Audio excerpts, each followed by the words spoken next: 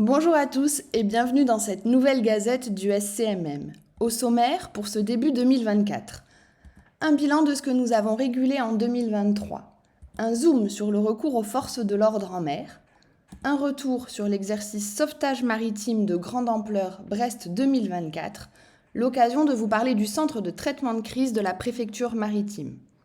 Un quiz autour d'un cas clinique travaillé avec la SNSM de Cabreton lors de l'exercice de février. Attention, je vous invite à faire le quiz avant de regarder la gazette, sinon vous aurez déjà une bonne partie des réponses. Et enfin, quelques événements à venir. On commence par l'activité du SCMM en 2023.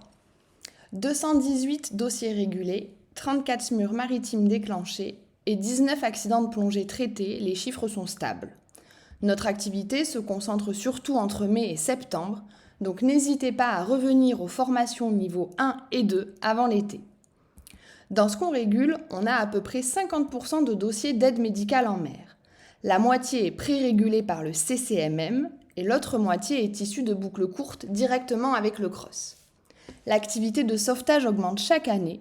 Notre lien étroit avec le CROSS-ETEL nous permet d'être informés très précocement de ces interventions, donc n'hésitez pas à mettre à profit ce temps pour organiser l'accueil de victimes potentielles. Si vous faites partie de la grande majorité de l'équipe qui ne sait absolument pas où est Saint-Gilles-Croix-de-Vie, sachez que malheureusement les interventions sont réparties assez uniformément sur la façade, donc pas de chance, on ne peut pas zapper la Vendée.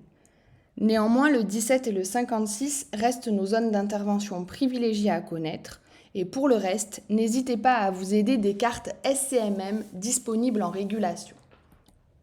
Enfin, sachez que l'on a régulé principalement, comme chaque année, de la traumatologie. Mais la psychiatrie, les dossiers médicaux lourds à bord de navires à passagers, les évacuations des champs éoliens et des navires militaires augmentent doucement et progressivement et diversifient notre activité. On passe ensuite sur un petit zoom concernant la gendarmerie maritime. En mer, si vous avez besoin d'avoir recours aux forces de l'ordre, la gendarmerie maritime assure plusieurs missions. L'assistance aux personnes en danger, la police judiciaire et transfrontalière, la sauvegarde maritime et la protection des établissements de la marine à terre. Elle est mobilisable pour le SCMM par l'intermédiaire du CROSS, principalement pour les dossiers où la victime nécessite une contention, agitation, violence, psychiatrie par exemple, mais également lorsque vous avez un décès en mer qui entraîne un obstacle médico-légal, mort suspecte, traumatique, pêcheur sur son lieu de travail. Ils peuvent être projetés à bord ou attendre à quai, et plusieurs antennes sont réparties le long de la façade. En mars, nous avons été invités par nos collègues de Brest à assister à l'exercice sauvetage maritime de grande ampleur Cormoran 2024. Ils mettaient en scène un incendie à bord d'un navire à passagers inter-îles dans la rade de Brest lors des fêtes maritimes prévues cet été et qui rassembleront des milliers de navires. L'objectif principal était de tester la réalisation d'un PMA terrestre à l'intérieur de la base militaire. Facile d'accès par voie maritime, ce sera probablement le seul point terrestre non saturé par les milliers de participants aux fêtes. Lors d'un SMG à niveau 3, la préfecture maritime déclenche sa cellule de crise. En son sein se constitue l'EGC, ou équipe de gestion de crise. Le CROSS déclenche lui aussi son équipe de crise, qui devient l'EGI, ou équipe de gestion d'intervention. Dans le cadre d'une catastrophe de grande ampleur, les autorités au niveau national sont alertées, à savoir le Secrétariat général de la mer et le Centre opérationnel de gestion interministérielle de crise. Nous avons pu observer l'organisation et le fonctionnement du centre de traitement de crise de la préfecture maritime, qui regroupe plusieurs équipes de la préfecture organisées en différentes interfaces.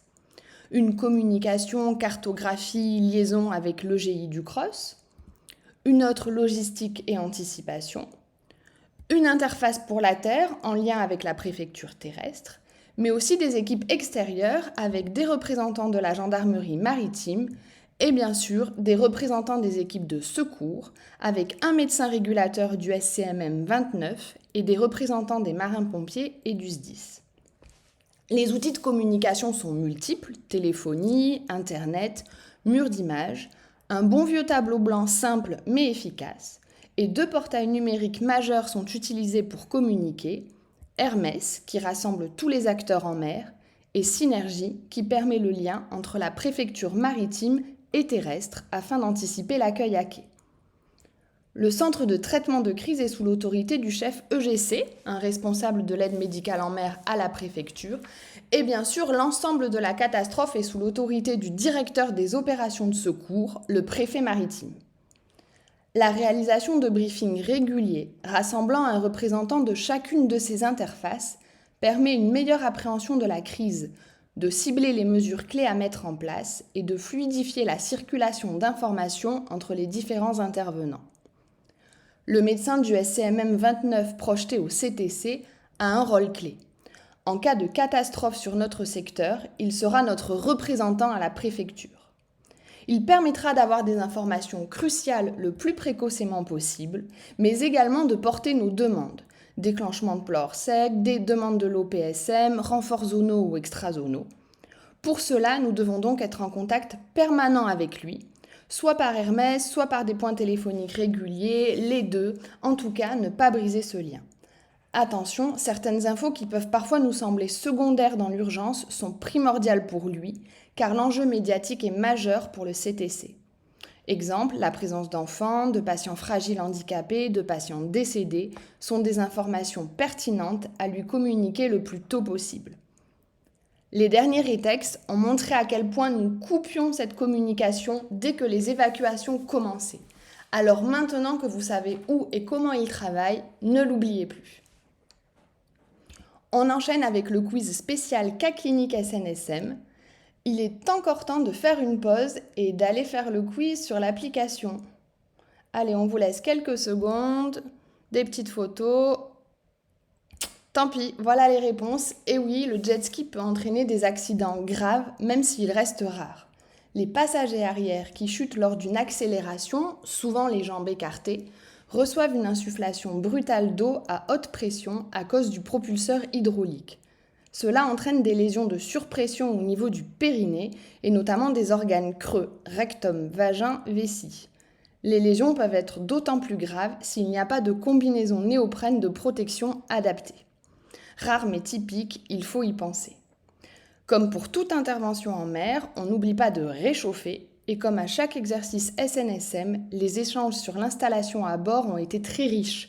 Le quiz vous livre quelques pistes.